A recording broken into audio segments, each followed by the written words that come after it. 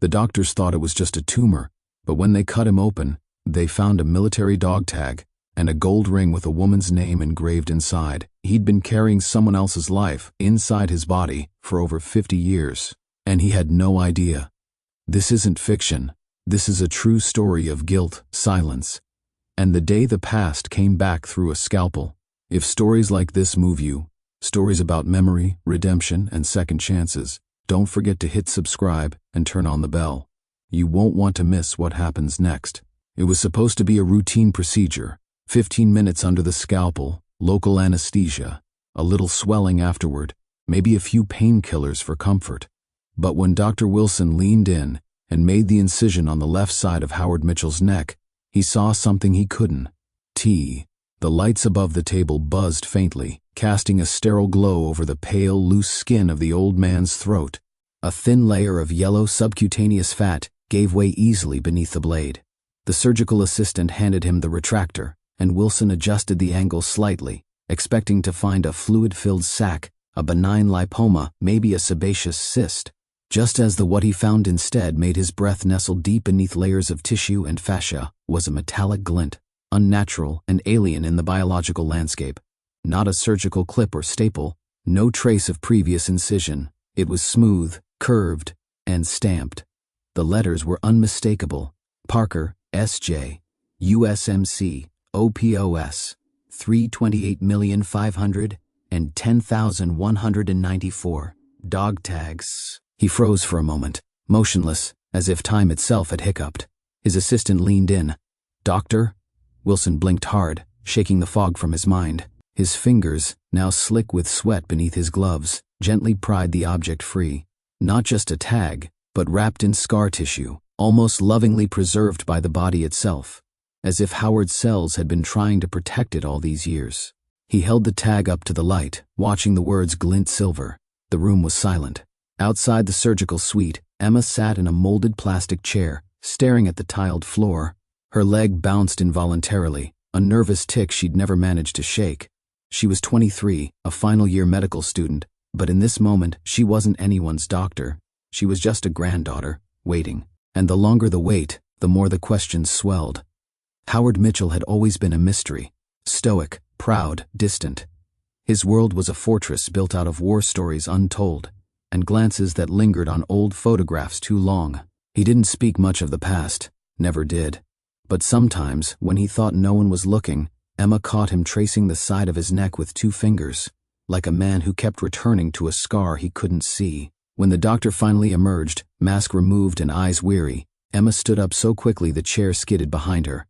"He's okay," Dr. Wilson said quietly. "He made it through just fine." She let out a breath she hadn't realized she'd been holding. "But I found something." His tone was too calm to be casual, too careful to be comforting.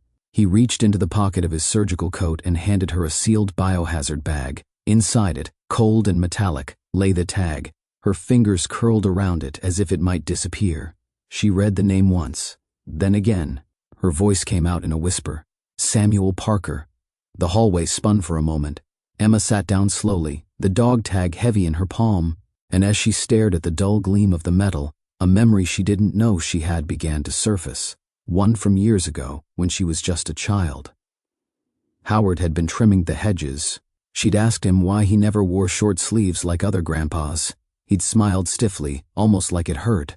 "Old soldiers wear long sleeves," he said. Then he'd gone back to trimming, and she hadn't asked again. Now, the pieces clicked together. His long silences, the names muttered in sleep, the forgotten mail with Vietnam stamps tucked inside an old drawer. She'd always thought the war had ended for him in 1973, when he came home, but now she understood. For some men, war never ends. It simply relocates, moving from battlefield to bloodstream, from the sounds of gunfire to the quiet throb of a mass growing under the skin. Inside the operating room, Dr. Wilson stayed behind for a few extra minutes, cleaning up, but he couldn't stop looking at the space where the tag had been. It wasn't just the foreign object itself, it was the way the body had encased it, not with inflammation, not with rejection, but with a kind of reverence, like it knew. Biologically, he could chalk it up to fibrous encapsulation, the body's way of isolating unknown material, but he'd been a doctor too long to believe only in science. Sometimes the body remembered what the mind tried to forget. Sometimes it held on for us, quietly, faithfully, painfully. Back in recovery, Howard began to stir. His fingers twitched, reaching for his neck. He didn't know yet what had been removed, but part of him, deep down, had always known something foreign lived beneath his skin. A truth he had swallowed 50 years ago, a name he could never say aloud without choking. Samuel Parker. Howard Mitchell had never been a man of many words. After his discharge from the Marines in 1971, he had returned to Georgia with a bag slung over his shoulder and a silence that stretched wider than the front porch of his father's house. He married Martha less than a year later. She was gentle, practical, and maybe more than anything, patient. Howard was thankful for her company, though he never quite knew how to show it. Their life was small, ordinary. He became a handyman, worked for decades patching roofs, repairing fences, replacing busted water heaters. Quiet work, honest work, the kind that didn't ask for stories. He liked it that way. But silence, over time, doesn't stay passive. It begins to collect weight. It thickens in the air, creeps into joints, settles behind the ribs like old ash in a fireplace. And for Howard, that weight had long since outgrown his body. After Martha passed, everything grew quieter still. The house remained just as she left it. Her robe still hung on the hook behind the bathroom door. Her perfume, faint lavender and talc, lingered in the folds of the couch where she used to sit and knit in the evenings. Howard would sit there too sometimes, but never for long. He preferred the porch, preferred the sound of wind against the pine trees over the silence inside. That's when he started noticing the lump. At first, it was just a pressure, a little tightness when he turned his head. Nothing serious. He blamed it on age, the way people do when they'd rather not think too hard. Then, one morning while shaving, his razor caught on something unusual. There it was, a small swelling on the side of his neck, low and firm, like a bird's egg under the skin. He pressed on it. It didn't hurt, so he did what men like him often do. He ignored it. Days passed, then weeks. The lump remained. It grew a little, then plateaued, like it was waiting for permission to do more. Howard's daughter Sarah, now in her 40s, visited most Sundays with the kids, Emma and Jack. She'd always been attentive, a little too sharp sometimes, always watching. Once or twice she looked at his neck and frowned but didn't say anything. Howard appreciated her restraint. Still, every now and then, he caught her whispering to Emma when she thought he wasn't listening. It wasn't that Howard didn't care. It's that he was used to pain being a private matter. In the war, pain was a companion, something you kept to yourself, like a journal or a pocket knife. You didn't share it. You survived it. Besides, he'd made it to 72 without becoming a burden. That counted for something. But the lump was persistent. There were nights when he'd lie in bed, staring at the ceiling fan, and feel the subtle throb just beneath his ear. A pulse, a memory, a presence. And then, there were the dreams. They always began the same way. Jungle heat, the hum of insects, sweat beading on his brow beneath the helmet, the scent of damp soil, then the sound, distant gunfire, a scream, a name. Mitchell! He'd turn, breath hitching. Samuel would be on the ground, his leg torn open, hand outstretched, eyes wide with something between fear and disbelief. Don't leave me. And then Howard would wake up, hand clenched against the scar tissue on his neck, panting. He never told anyone about the dreams.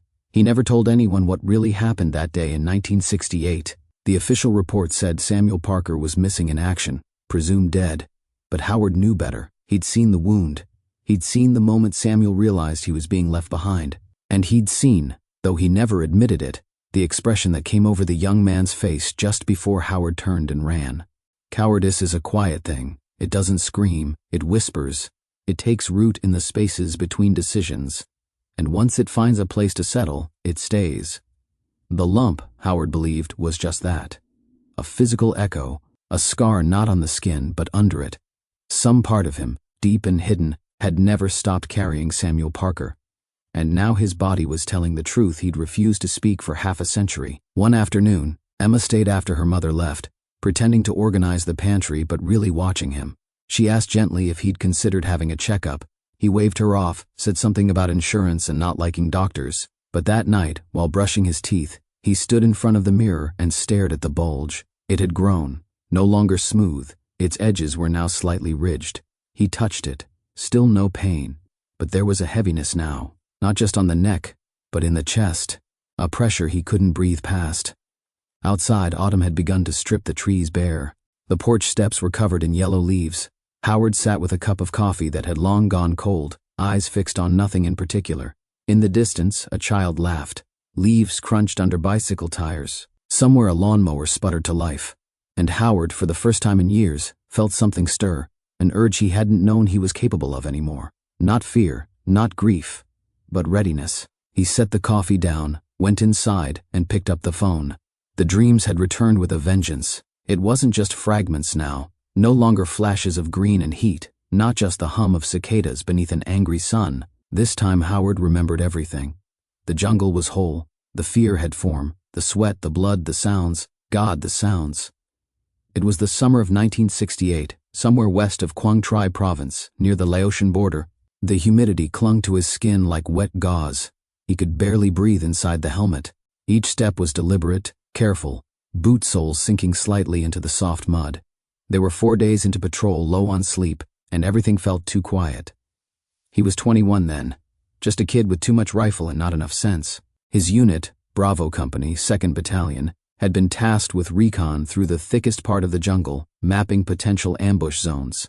Samuel Parker walked just ahead of him, rifle at the ready, eyes scanning the underbrush. Even back then, Sam moved like someone who knew the land was alive and watching.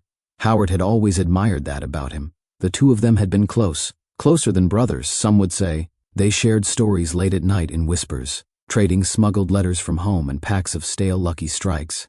Sam was from Oregon, wide smile, quick wit, always talking about starting a furniture shop when he got back. He'd even brought a wood-carving knife in his pack, used it to whittle tiny animals by firelight, little pieces of calm in a chaotic world. But calm doesn't last in war. They were halfway through a dry creek bed when it happened. A sharp snap, too loud, too deliberate to be natural. Then the earth erupted. Gunfire raked the tree line. Explosions shook the canopy. Howard dropped low, heart slamming, adrenaline surging.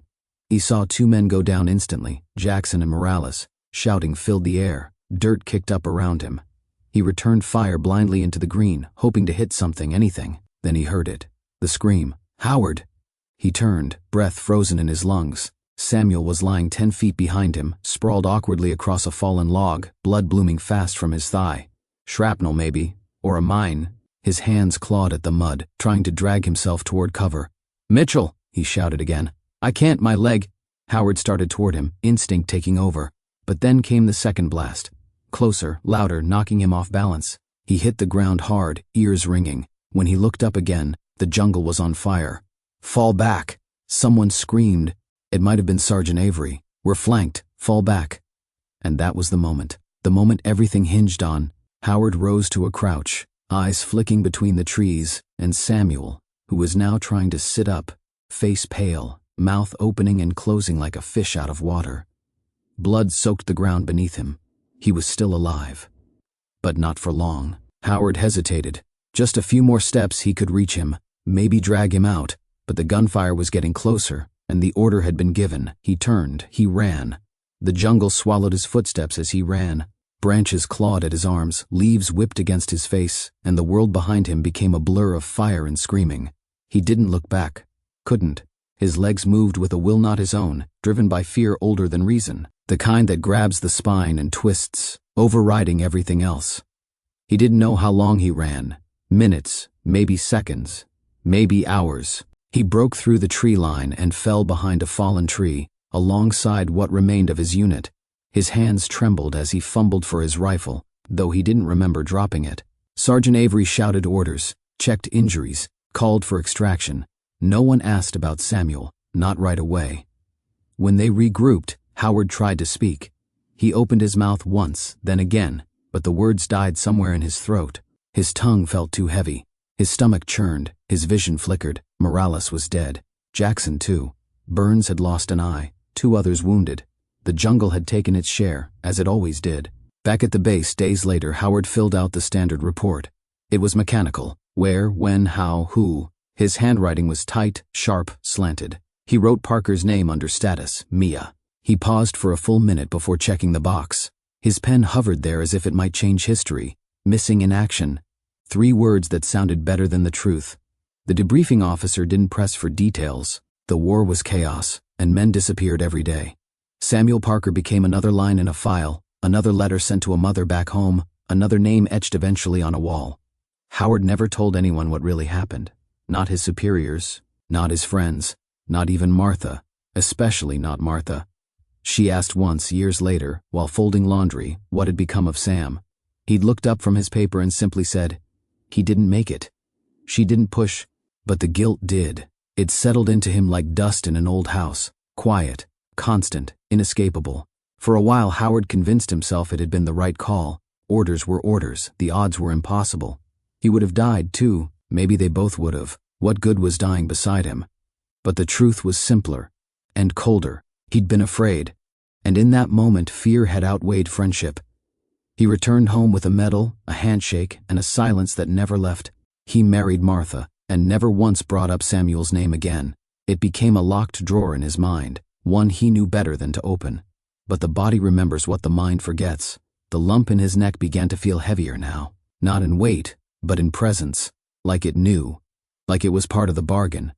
Some nights he'd wake up gasping, convinced the jungle was still out there, just beyond the bedroom window. His hands would tremble.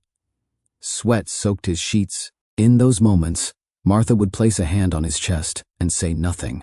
Her touch said enough. After she passed, there was no one left to soothe the ghosts. That evening, after the dreams returned in full, Howard stood in front of the bathroom mirror. The room was still, lit only by the yellow glow of a single bulb. The house creaked in the wind outside. He turned his head to the side, inspecting the swelling near the base of his neck. It had grown again.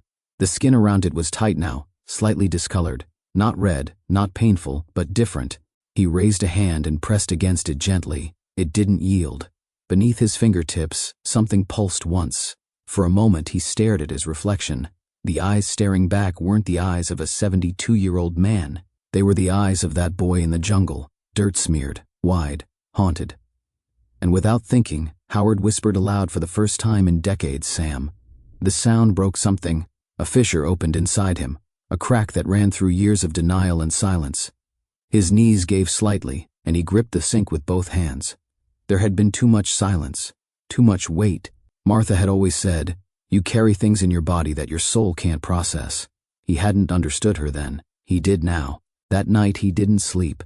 When morning came, he called Emma, not with excuses, not with hesitation, just 4 words, spoken quietly. "I need a checkup." The clinic sat on the edge of downtown, a squat brick building with faded shutters and a parking lot riddled with cracks. It had been there for decades, quietly servicing generations of patients in rural Georgia. First their fevers, then their fears, and eventually their silence. Howard stood just outside the front door, staring at the handle as though it required a password to open. His breath came slow and shallow, hands curled tight in the pockets of his jacket. Emma stood beside him, patient but present, her shoulder almost brushing his. "You don't have to do this alone," she said softly. Howard nodded once. That was all he could manage. Inside, the air smelled of antiseptic and distant worry. The waiting room was empty save for a potted plant drooping in the corner and a clock that ticked too loudly. The nurse greeted them with the practiced cheer of someone who'd seen too much sadness to pretend otherwise. She handed Howard a clipboard. He didn't read the forms, just signed where she pointed. They were led to exam room 3, where the walls were a calming shade of pale blue and a single poster listed symptoms of thyroid disorders in blocky fonts. Howard sat on the paper-covered table, arms crossed, eyes locked on the floor. Dr. Wilson entered 5 minutes later.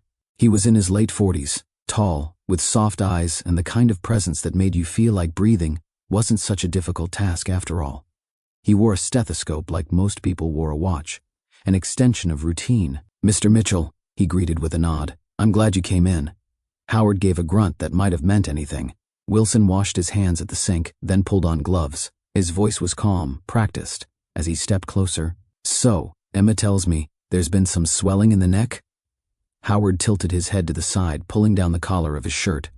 The lump was immediately visible, flesh-colored, firm, slightly raised just above the collarbone. Wilson leaned in, eyes narrowing slightly. "How long has this been here?" Howard hesitated. "Couple years." Emma inhaled sharply. Wilson didn't react. He pressed gently on the mass, checking for mobility, for heat, for signs of inflammation. "No pain?" he asked. "No," Howard said. "Just heavy." The doctor paused. That wasn't a medical description, but it was honest. "I'd like to order some imaging," Wilson said. "Ultrasound first, maybe a CT if needed." Howard nodded. The process was quick. 2 days later he returned for the scan. The technician was polite, efficient, made small talk about the weather and local sports teams. Howard responded with monosyllables, staring at the ceiling tiles, heart thudding more from memory than fear. When the results came back, Dr. Wilson called him in. "Good news first," the doctor said. "It's not cancer." Howard exhaled slowly. He hadn't realized he'd been holding his breath. "But," Wilson continued, "there's something unusual." He pulled up the scan, rotated the screen. "This mass, it's encapsulated, completely surrounded by fibrous tissue. That's not uncommon in older men with lipomas or benign growths. But here, look." He zoomed in. "There's a dense core, metallic, about the size of a coin." Howard stared at the image. The shape looked strangely familiar. Not just a foreign object, but something more. "We'll need to remove it," Wilson said. "It's pressing up against a nerve bundle. If it grows or shifts, it could affect your ability to speak or swallow." Howard didn't speak for a moment. Then, quietly, "Do bodies usually do that? Wrap things up like that?" Wilson folded his arms. "Sometimes. When the body encounters something it doesn't recognize, it can't always get rid of it. So instead, it builds around it, walls it off, protects itself, like a secret." Howard swallowed hard. The irony was too rich to ignore. Emma was there for the pre-op. She asked all the questions Howard didn't think to ask, about anesthesia, about duration, about risks. "Low risk," Wilson assured her. "It's a simple extraction. In and out, local anesthesia, unless he prefers sedation." Howard opted for sedation. He didn't want to be awake for this. The night before the surgery, he sat on the porch alone. The stars above were faint, smudged by humidity and distance. Somewhere in the woods, an owl called once and was answered. A breeze rustled the trees. He touched the lump gently. Not out of fear, not anymore. Out of reverence. For years he'd carried it without knowing, and maybe, somehow, it had carried him too. The morning of the surgery was cold. Fall had arrived fully now, stripping the trees and frosting the grass. Emma drove him to the clinic. Neither of them spoke much. The radio played low jazz, the kind that filled silence without trying to fix it. At the surgical suite, Howard changed into the paper gown, laid down on the table, and let the nurse insert the fourth. He stared at the ceiling tiles, counted the holes in one of them. 23. Dr. Wilson appeared beside him. "You'll be under in seconds," he said. "When you wake up, it'll be over." Howard nodded. The sedative kicked in, and as the room tilted gently to one side, the last thought he had was of a jungle clearing and a man named Samuel Parker reaching for him through the smoke. The operating room was colder than Howard expected. Even beneath the sedation he could feel it, a sterile chill, humming in the steel and white light. Machines beeped softly in the background. Latex snapped against skin as gloved hands moved with precision. The smell of alcohol swabs, of iodine, of fluorescent time ticking forward. Dr. Wilson stood at his side, masked, focused. 2 nurses flanked him, ready with instruments laid out in perfect rows like silver soldiers. Everything in place, everything routine, until it wasn't. The incision was clean, a careful slice across aged skin through layers of subcutaneous tissue. The mass revealed itself gradually, just as the imaging had promised. Fibrous, encapsulated, smooth in texture. But when Wilson reached for the forceps and gently explored the core, his brow furrowed. There was resistance, not from swelling or inflammation, from something solid. He adjusted the lighting, leaned closer. There, buried deep in the tissue, was a shape that did not belong. At first, it looked like a coin, flat, round, reflective under the surgical light. But when he pried it loose, the shape came clear. A military dog tag. The stainless steel was dulled with age, but the letters remained legible. Parker, S.J., USMC OPOS, 328,510,194. Wilson's hands paused. Mid-air. For a moment, the room stood still. The nurse noticed. "Doctor?" Wilson didn't answer right away. His mind flicked through possible explanations. Fragment from combat, somehow embedded? But there were no external scars, no old incisions. The skin had never been opened here, not in 50 years. This tag wasn't from shrapnel or trauma. It had been carried, inside him, protected, as if the body itself had chosen not to reject it. Scalpel, Wilson said quietly. We're going deeper. He expanded the incision just slightly. The surrounding tissue parted like soft clay. There was something else.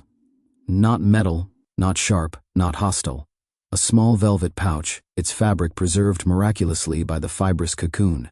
The body had woven it in place, embraced it in quiet loyalty.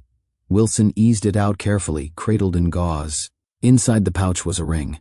Simple, gold, worn smooth by time. And inside it, engraved in cursive, just 2 words, for Martha. Wilson stood frozen for a second longer than was comfortable. The beep of the monitor ticked upward. The nurse shifted beside him. He looked down at Howard, still unconscious, still breathing steadily beneath the mask, and then back to the ring. Some things were lost by accident, others were hidden on purpose. But this had been kept. Then Emma was waiting outside, eyes on the floor, fingers twisting a hair tie into knots.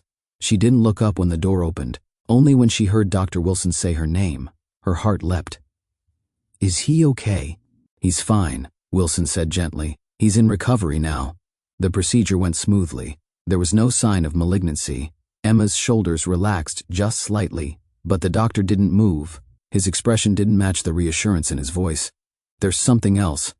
He handed her a sealed evidence bag. Inside it, the dog tag shimmered softly in the fluorescent hallway light. Emma read the name. Her eyes widened. Samuel Parker.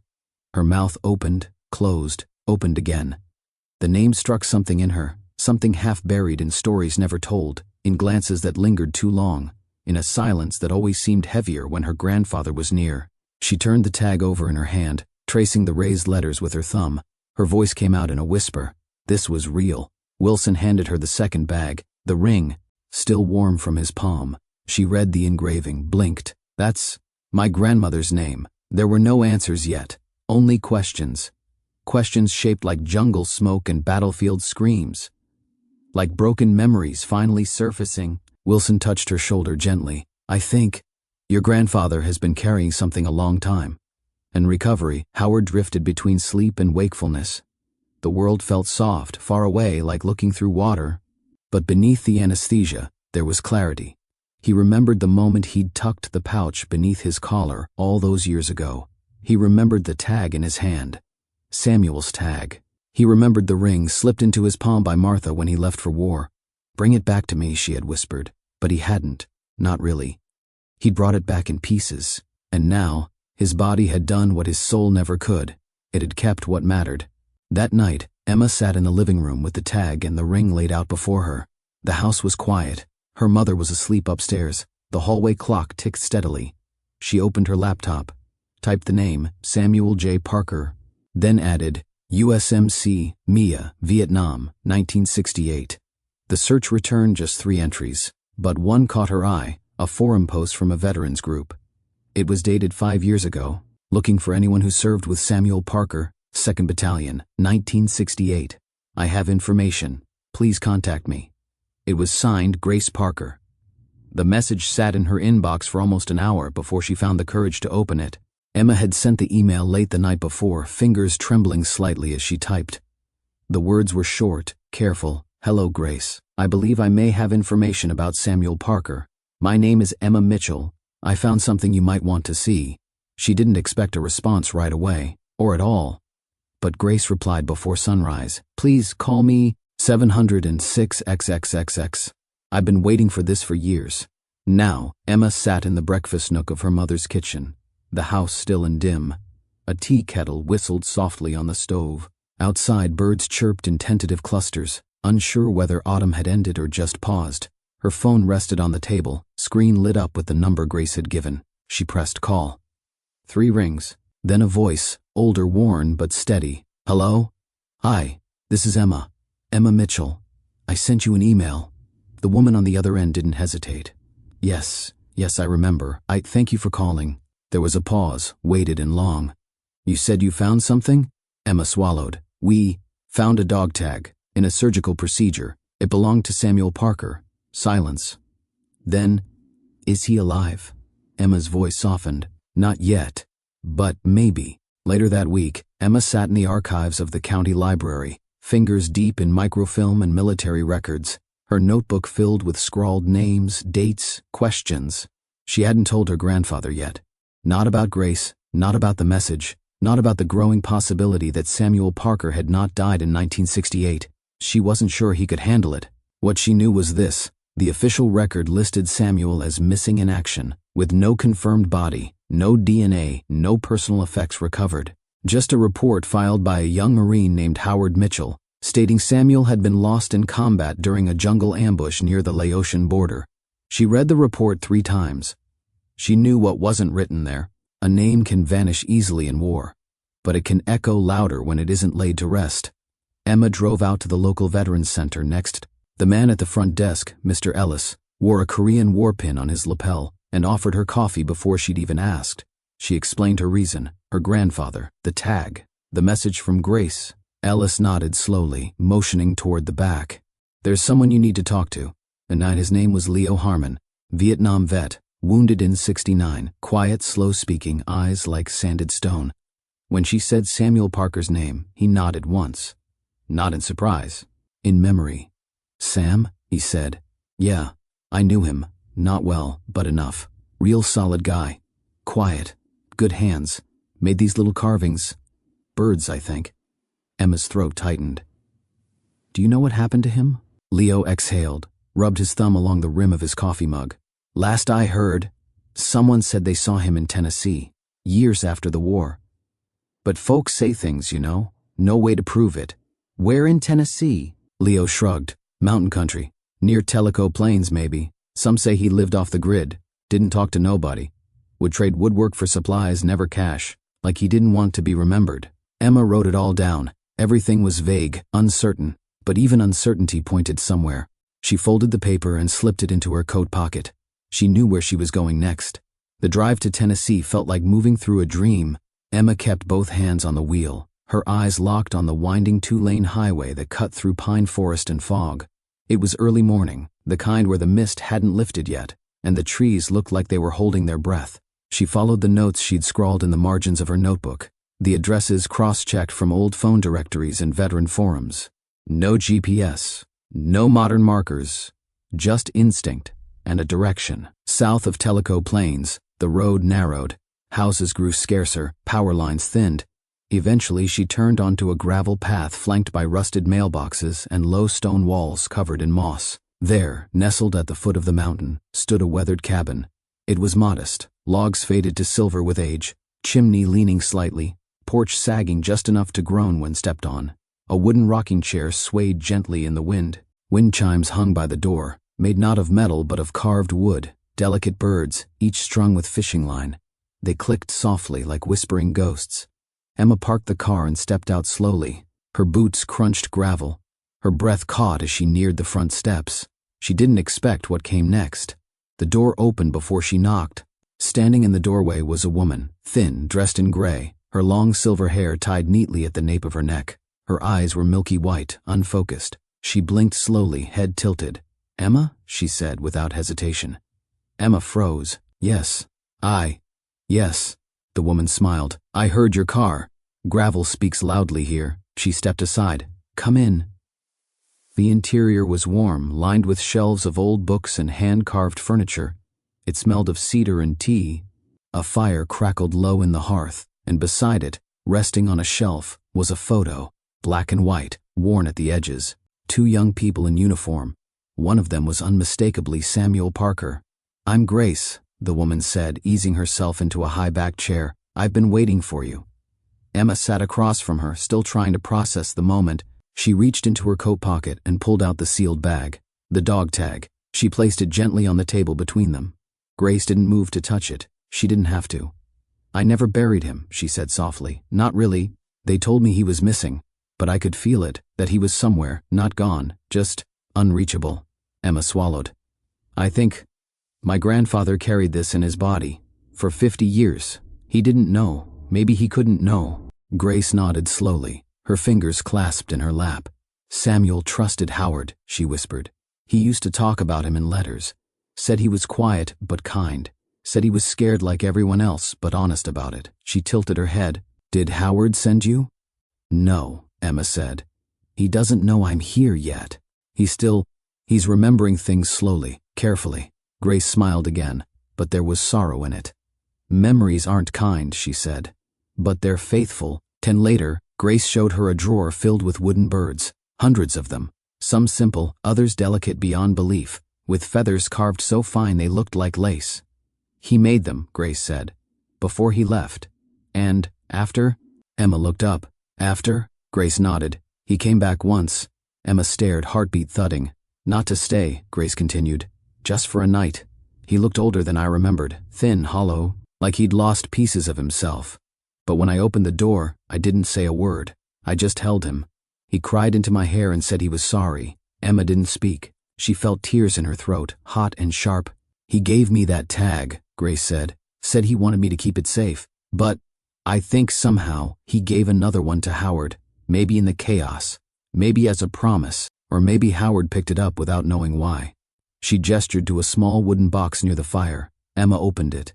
Inside was a second tag, identical to the one pulled from Howard's neck, only older, scratched, smoothed by time. They matched. He had carried both. Outside, the sun had begun to dip behind the hills, casting long golden shadows across the porch. The wind picked up slightly, and the chimes sang again, gentle wooden notes echoing across the clearing. Grace walked Emma to her car. If you see him, she said, tell him I forgave him long ago, even if he never asks. Emma nodded. I think he's ready to ask, she said quietly.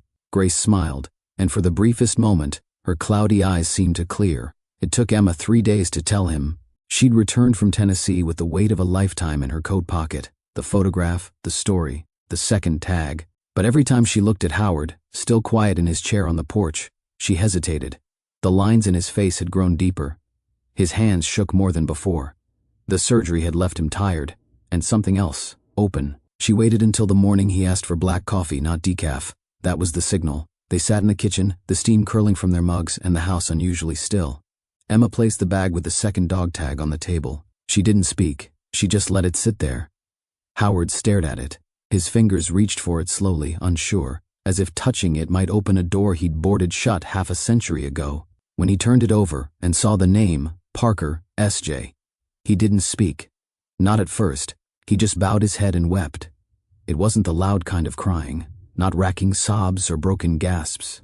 It was quiet, like rain that had been waiting behind clouds too long. Tears moved down the lines of his face, tracing paths they hadn't touched in years. Emma waited. When he finally spoke, his voice was hoarse, barely more than a whisper.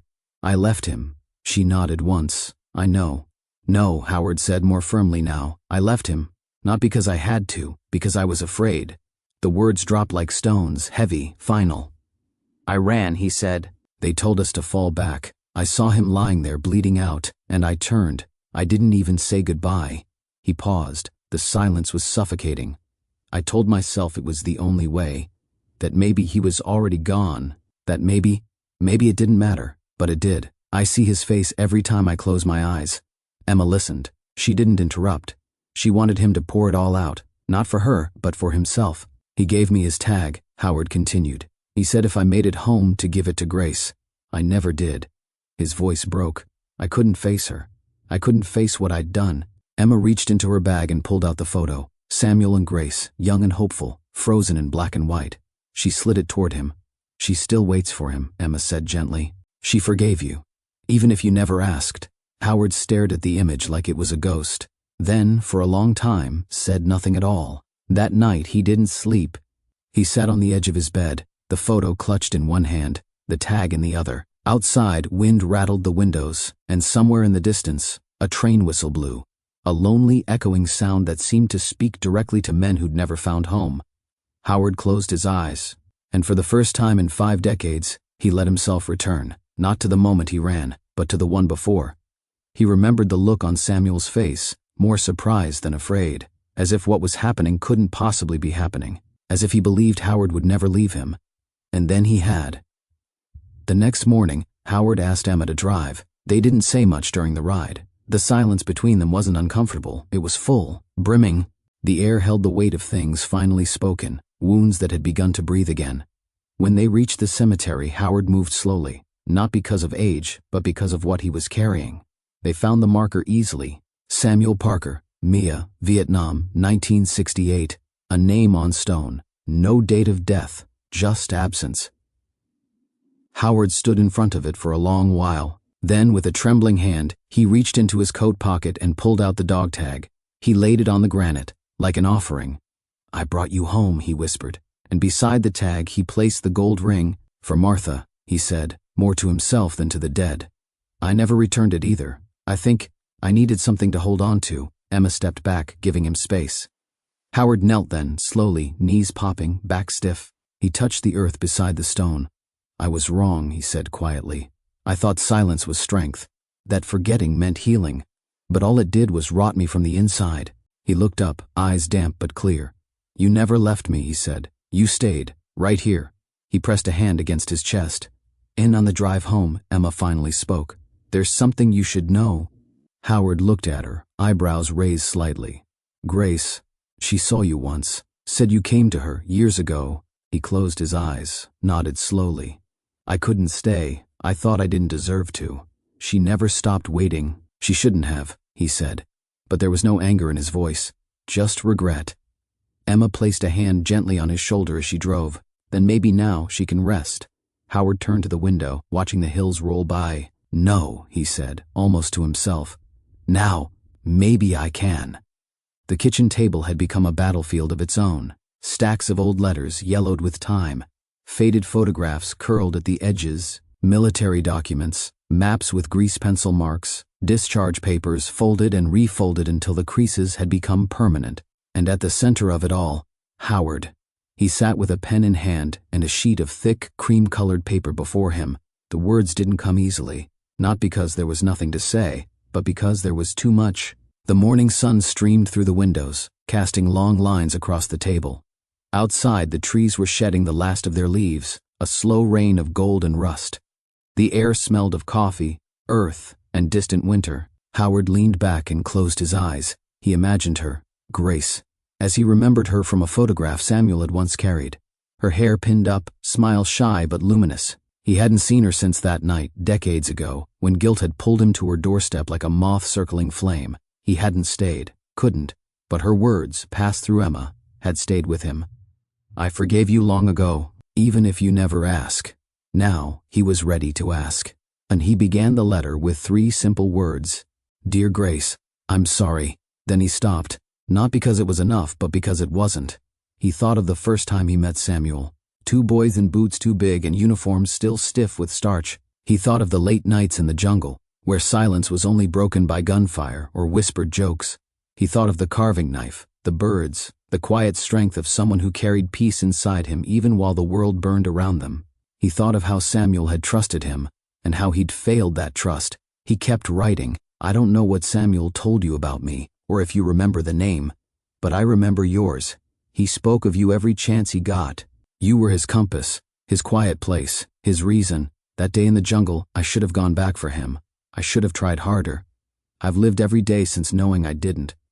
I told myself it was war, that things happen, that orders are orders. But the truth is, I was afraid. And fear, I've learned, is a poor excuse for silence." He stopped again, watching his own hand tremble slightly. "I carried him with me, not in memory, though that never left me, but in body. Somehow, in some miracle or curse, his tag remained with me, buried deep, like a truth too heavy for words. Maybe my body knew what I didn't, that some debts aren't erased by time, only by truth." Howard folded the letter carefully, with reverence, and slid it into an envelope. He didn't seal it. He wasn't sure it would ever be sent.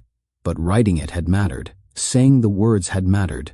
Emma stood in the doorway, watching him from a respectful distance. She held a small black camera in her hands. "I want to record it," she said quietly. "Not for the news, not for strangers, just for history, for us, for the ones who never got to speak." Howard looked at her, and for the first time in a long time, there was no fear in his eyes, only readiness. "Okay," he said, "but I'm not good at telling stories." Emma smiled. "You don't have to be, just tell the truth." They began that afternoon. Emma set up a tripod in the den, angled just right to catch the soft light through the window. She didn't use any fancy backdrops, no scripts. Just her grandfather, in his old recliner, holding the letter he hadn't mailed. Howard cleared his throat. He looked straight ahead, past the lens, into something deeper than the room, and he began to speak, not all at once. At first, it was names, men he'd fought beside, some alive, most not. He spoke of Samuel, of the jungle, of the decision he couldn't undo. His voice cracked only once, when he spoke of Martha. I told her I lost the ring, he said, that it fell somewhere in a muddy foxhole swallowed by the earth. I lied. I kept it. I think I needed to believe I still had something good left in me. Emma didn't stop him, didn't ask him to repeat anything. She let the silences live where they needed to. He spoke for nearly an hour, and when he finished he held up the letter. I wrote this to Grace, he said, but maybe it's also for myself. He looked into the lens. If anyone sees this, if any other man carried something like I did, know this: silence doesn't protect you. It only buries you deeper. He exhaled, and for the first time in decades it felt like he could breathe. That evening they lit a fire in the backyard. Emma brought out 2 folding chairs and a small tin box. Inside the box were the 2 tags, the letter, and a single wooden bird, one Samuel had carved, now darkened by time. Howard didn't speak as he laid the box gently into the flames. They watched it burn together. The wood crackled, the paper curled, the metal hissed before vanishing. Ash lifted into the air, caught on the wind. Emma placed a hand on her grandfather's shoulder. He didn't cry, but something in his shoulders loosened, as if a weight long chained to his spine had finally been unhooked. They sat in silence long after the fire burned out, not mourning, but remembering. The package arrived on a Thursday. There was no return address, just a simple padded envelope, worn at the corners, addressed in handwriting that had grown slightly unsure with age. Grace knew the stroke. She could tell by the way the G in her name looped downward, hesitant, as if unsure it had the right to speak. She sat at the kitchen table and ran her fingers over the ink. Her world was dark, had been for years, but her hands remembered what her eyes could not: the texture of parchment, the slight weight of a camera memory card tucked inside. She reached for the voice recorder her niece had set up for her, a device that read aloud incoming mail and converted videos to audio format. With a few clicks and a soft mechanical chime, Howard's voice filled the room. It came softly, like a memory returned. My name is Howard Mitchell. I'm 72 years old, and I've spent most of those years trying not to remember what I'm about to say. Grace didn't move. She sat perfectly still, hands folded, as the voice continued. He spoke of war, of friendship, of fear, of Samuel, of the jungle, of the silence that followed him like a shadow long after the shooting had stopped. He didn't flinch from the hard truths, didn't try to make himself a hero. He let his shame breathe. Let it live in the open, finally. He spoke of the tag, of the ring, of Martha, and then, with a trembling breath captured perfectly by the microphone, he said, I don't know if you ever hated me, but I know I hated myself. I left your husband in a place no man should be left, and I've never forgiven myself, but I want to try. Before the end comes. The audio clicked off. The house returned to stillness. The fire crackled faintly in the wood stove. Somewhere outside, a breeze moved through the pine trees, soft as breath. Grace reached for her cane, stood slowly, and walked to the small cabinet beside the hearth. Inside it was a tape recorder, an old one, the kind with actual cassette wheels, something Samuel had used when he wanted to capture bird calls in the hills. She hadn't touched it in years. Her fingers found a fresh cassette. Inserted it. She pressed record. On her voice was low, steady. Howard, I listened to every word, twice. I could hear the weight in your voice, and I want you to know I never hated you, not even once. When you came to my door all those years ago, I could feel your soul in your silence, and I knew. What happened over there, it broke all of you. She paused, a long moment, then continued. But there's something you need to know, something I've never told anyone, not even the people who ask every year for interviews and papers and documents, because truth, when it's too precious, becomes its own kind of burden. She inhaled, and then she said it. Samuel is alive. The tape crackled, the fire shifted. He came home, Howard. Not right away. It took years. He came back. Different. Quiet. Damaged. He didn't want anyone to know, not even me at first. He lived in the woods behind this house for nearly 6 months before he had the courage to knock on the door. Another pause. His body had healed mostly, but his mind, not so much. He said you tried to help him, that you were there until the last moment, that he saw you hesitate, and he didn't blame you. Her voice caught slightly, just for a second. "He said he saw in your eyes the thing he feared most, that you'd carry him with you anyway. And you did. He wanted me to tell you one day, if it ever mattered again, you weren't weak, you were young, and you didn't deserve to carry all of it alone. He's not here anymore. He left again 2 winters ago, said he needed quiet, but before he went he carved a bird. He said it was for you." Grace walked carefully to the corner where she kept the last of Samuel's work. Her fingers found it. The bird was carved from walnut wood, smooth, elegant, wings lifted in a silent gesture of flight. She pressed stop on the recorder, then slipped the tape into an envelope. Emma opened the package 3 days later. She sat in a living room with Howard beside her, both of them listening through a small speaker. When Grace's voice revealed the truth, Howard didn't speak. He simply leaned back in his chair, eyes wide, breath caught somewhere between disbelief and release. The room filled with stillness again, but it wasn't the old kind, the heavy kind. It was different, like the quiet after a storm. At night, Howard sat alone by the window, holding the carved bird in his hands. He ran a thumb over the grain, followed the curve of the wings. It was light, perfectly balanced, as though it might lift off at any second and disappear into the darkening sky. He didn't cry, not this time. Instead, he smiled, and for the first time in half a century, sleep came easy. The first snowfall came early that year. It dusted the rooftops in silence, blanketed the bare trees in a hush that even the birds respected. The air turned glassy and still, as if the whole world had paused, listening for something only time could carry. Emma stood at the back of the community center, her laptop connected to a small projector, the screen flickering quietly at the front of the room. The space smelled faintly of old wood and fresh coffee. Folding chairs creaked as veterans and neighbors filtered in, scarves wrapped around necks, gloved hands rubbing together for warmth.